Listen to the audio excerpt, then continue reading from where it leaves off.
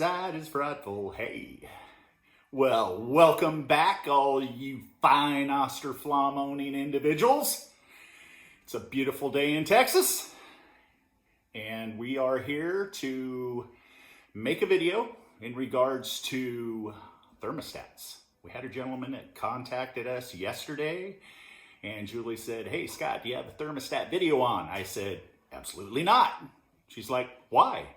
I said, "I don't know. Most of you do not have a thermostat, right?"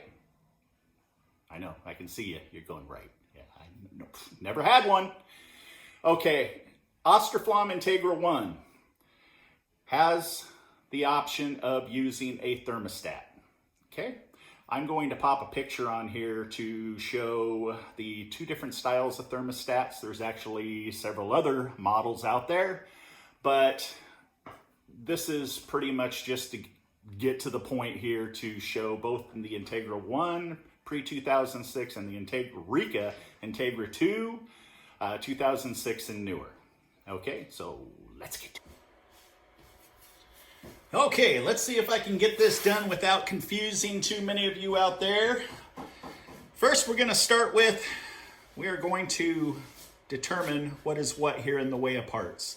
Some of you recognize these parts right here. This is the Austroflamm Integra pre-2006 motherboard, user board. Here we have 2006 and newer Rika Integra 2 motherboard, user board. Okay. What we're going to show now is the two different types of thermostats, which there are actually several manufacturers and different designs of thermostats, but these are the two that we mainly sell. I'm going to start with the least expensive and the basic on-off thermostat right here. It is a millivolt thermostat. You cannot go out and get yourself a thermostat that is a non-millivolt thermostat. It will not work. This is strictly an on-off thermostat, which works with the Austroflamm Integra 1. Right here we have the Rika Integra 2 thermostat that is designed for the 2006 and newer. Okay, this thermostat will work with both models. The only difference with this model is on the Integra 1, when it no longer calls for heat, let's just say you have it set at 75, it hits 75, it drops down to pilot mode. Okay, it doesn't shut it off, keeps it on pilot mode. And you're like, well, why is that, Scott? Well, let me tell you. The reason is because Austroflamm originally did not have an igniter in their stoves, so that if it did shut itself off, it would never relight itself, or it would just go dead until you restarted it with fire gel or fire pellets or whatever. Okay, so what happens is you hook this up. This will keep the stove up and running at the setting that your potentiometer here is set at. That's how much power and energy is going to come out of your stove is by that setting. So this is strictly an on-off, not truly an off, because it will continue to feed pellets just to keep it in the smoldering mode until it drops down to temperature and calls for heat again. All right. This is a very sophisticated thermostat that Rika, along with all of their new technology with their user board, their motherboard, this basically what it does is it bypasses the user board. So right now, all of you that don't have a thermostat, you're controlling it by the user board here. Okay, when you hook up the Rika thermostat, it will turn it into an on-off stove by the settings that you input here on this unit. Now, all of you out there that knows your Rika stove very well, you know that you can program this stove to where it'll turn on and shut off twice a day, okay? It will not act as a thermostat mode though. So what that means is some of you, like we've had the Rika 2s, well, we've had both stoves in our homes, but since we relocated to Texas, we left the stoves behind and we no longer have one. But we use this model to where if I get up at 5 a.m. and I want it, I want the floors to be a little bit warm, I'll have the stove turn on at 4:30.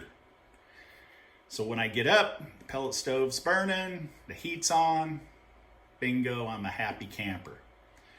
Okay, it'll shut off if Julie and I, went out to do something, do an install or whatever, it would shut off. If we left every day at the same time, we could program in at 7:30. We walked out the door, it'd shut itself off to save pellets.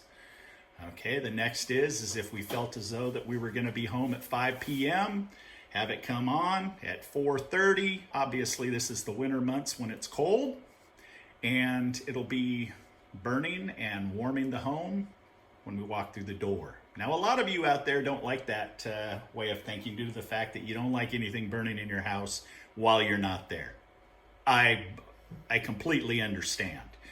Julie and I, since I know the stove so well, and I know that there really isn't a fire hazard with this stove due to all the safety features of this stove, I didn't worry about it. But I talked to many of you out there, and you just don't like that way of operating the stove, which is cool. I understand.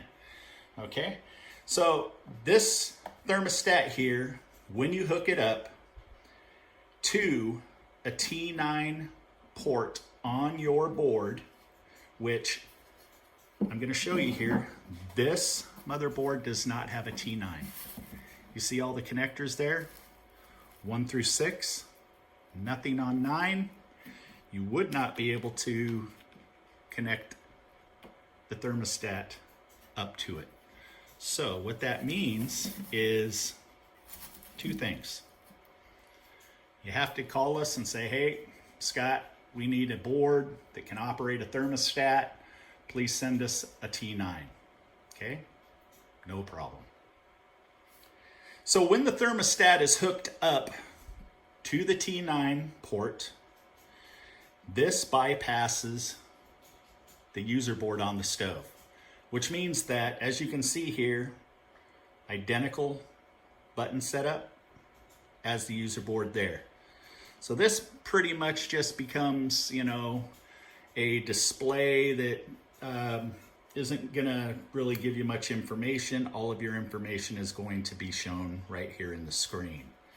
So this will allow you to program, operate the whole bit, and bypass the user board.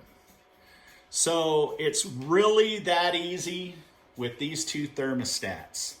Again, the millivolt thermostat will operate on both stoves.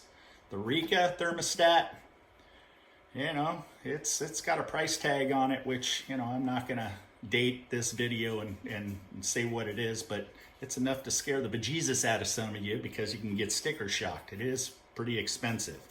One thing about this thermostat is it is just about obsolete. Julie and I are trying to find parts in Austria right now in order to be able to restock what is not coming into the US as quick as we had hoped in order to get more of these, but we have 3 left. And when those 3 are gone, that's pretty much it. So that's it in a nutshell. I will make a video on hooking this unit up, this millivolt thermostat here, hooking it up to the Integra 1 since I have Seymour here behind me, and I will show you how to hook it up to a wiring block. This unit here, I do not have a Rika Integra 2 in stock right now. I only have 6 or 8 Integra 1s that will be up on the refurb table, hopefully be finished by spring, but you never know. Who knows what tomorrow's gonna bring. So if you're in need of any of those parts that you just seen in the video, give us a call. We'll hook you up. Now, there is one thing that goes on out there, and I'm not going after any particular individual, but I must say this because it is a common problem for those that sell electronics. In our industry, especially due to the lack of information on Austroflamm and Rika out there and experienced technicians, a lot of individuals will buy parts not knowing exactly what's wrong with the stove. They will figure that they will use the process of elimination theory by buying parts, throwing those parts at the stove, and then if it doesn't fix the stove, they ask for a refund. Now, some of you might think Scott and Julie are bad people. We're bad, really bad. But let me explain myself. Scott, are you a bad individual? At times. But today, I'm being honest with you. And that is, we do not give refunds on electronic parts. And you're just saying, oh, well, then I'm not buying from you.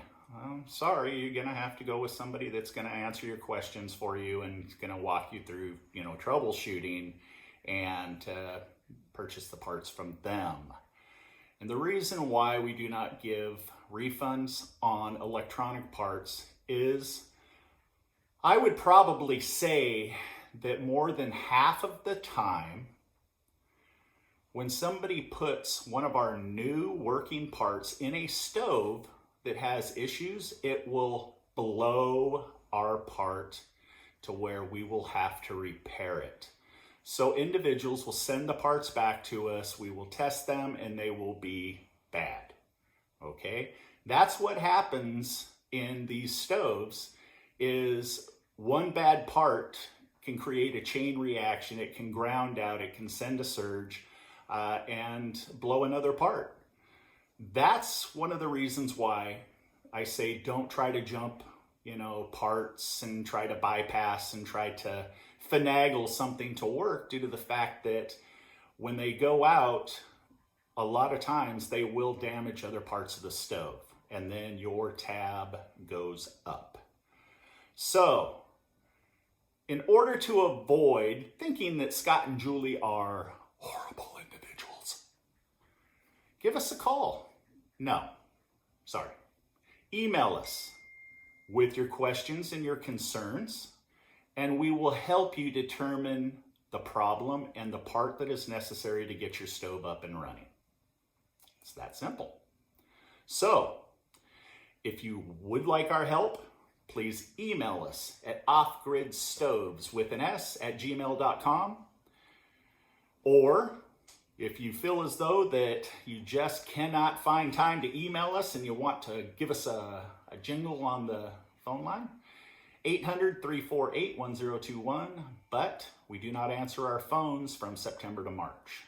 So our answering service will take your information and we will contact you normally within 24 hours, possibly 48 hours. Julie doesn't like to wait that long, so it's normally for 24 hours. Okay, but email, same day. We will respond. So, thank you all for watching. Hope it didn't bum y'all out with our negativity on our buying policy, but it is what it is. So, you guys stay safe out there. Peace.